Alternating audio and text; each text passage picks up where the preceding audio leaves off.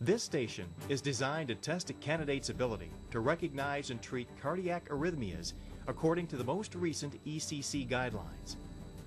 You will be evaluated on your ability to use a manual monitor defibrillator.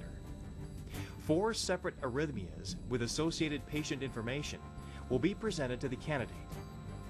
There are additional rescuers needed for this station. Candidates have 6 minutes to complete the station. The Dimamic Cardiology station is identical to an ACLS megacode that you have practiced in class or encountered in an ACLS course. Remember that patients in real life do not always respond favorably despite appropriate treatment.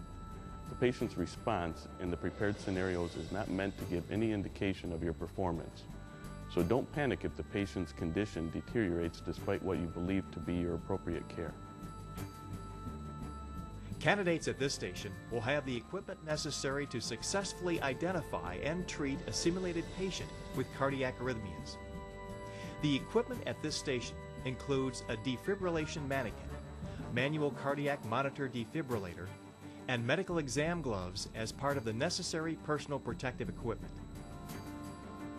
There are 3 primary actions that must occur at this station: assessment, ECG interpretation, and treatment, including proper electrical and pharmacological interventions.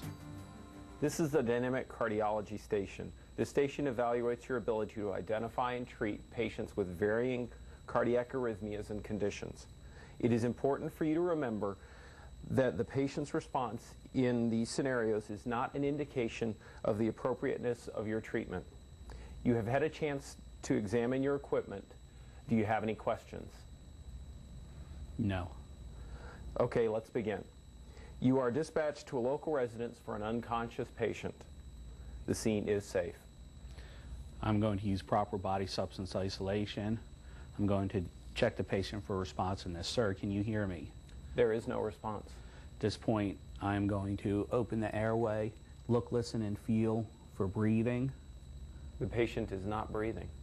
I'm going to give 2 rescue breaths with the bag valve mask. Okay. Then I'm going to check the pulse. There is no pulse. Okay, I'm going to grab the paddles and do a quick look. The rhythm appears to be ventricular fibrillation. Okay. I'm going to use a conductive gel. I'm going to charge to 360 joules without a pulse. I'm clear, you're clear, we're all clear. Okay, reassess the rhythm. Appears to be unchanged with ventricular fibrillation. At this point, we're also going to start CPR on the patient. I'm going to direct my partner to establish an IV and advanced airway. I'm going to put the paddles away and attach the limb leads.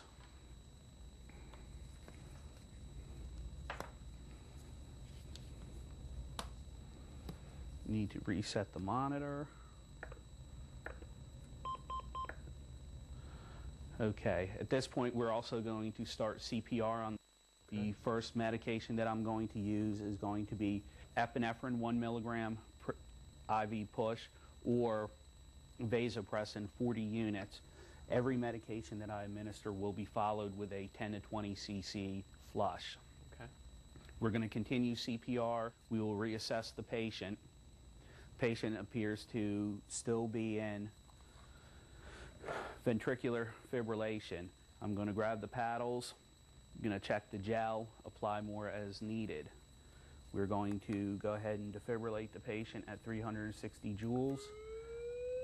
We're going to clear everybody. I'm clear, you're clear, we're all clear. Shocking. We will reassess after the energy has been delivered.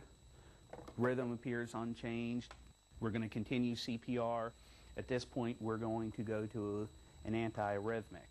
We can administer lidocaine, 1.5 milligrams per kilogram IV, or amiodarone, 300 milligrams IV, again followed with the flush. Okay. Reassess the patient. The rhythm appears unchanged. At this point, we will defibrillate again.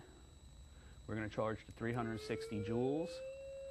I'm clear, you're clear, we're all clear. Shocking. We'll reassess the patient. It appears that there is a rhythm change. Appears to be a bradycardic rhythm. I'm checking for a pulse. The rate on the rhythm appears to be 39. There is no pulse.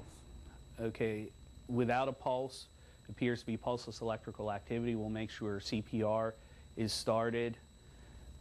We'll go ahead and assess for possible causes. Hypoxia, we have the patient intubated and ventilated. Pneumothorax, we have good chest rise. Hypovolemia, we can administer fluids. We have the IV in place.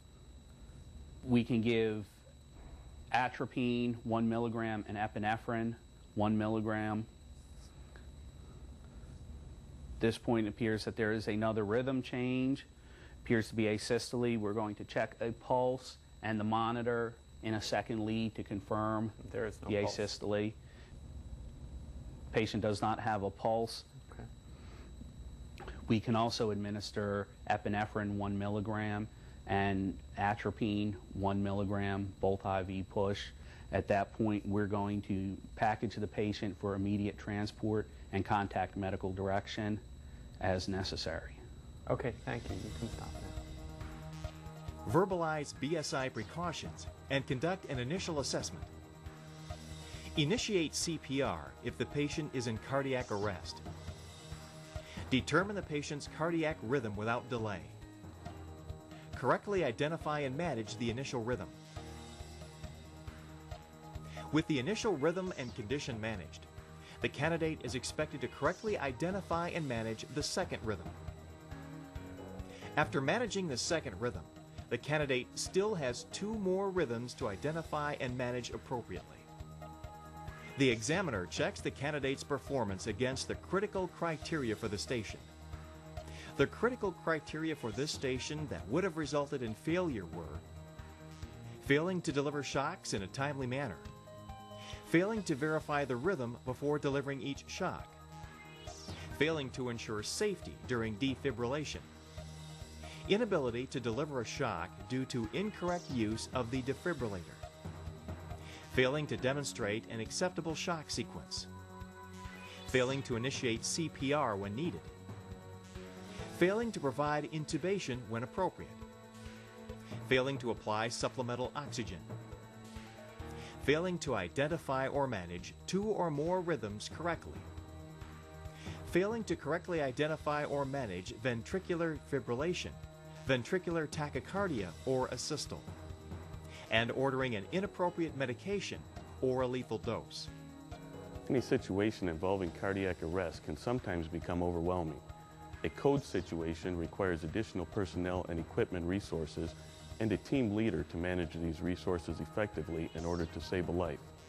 Remember your algorithms as well as the basics such as CPR for any patient in cardiac arrest, and always manage the patient, not the monitor.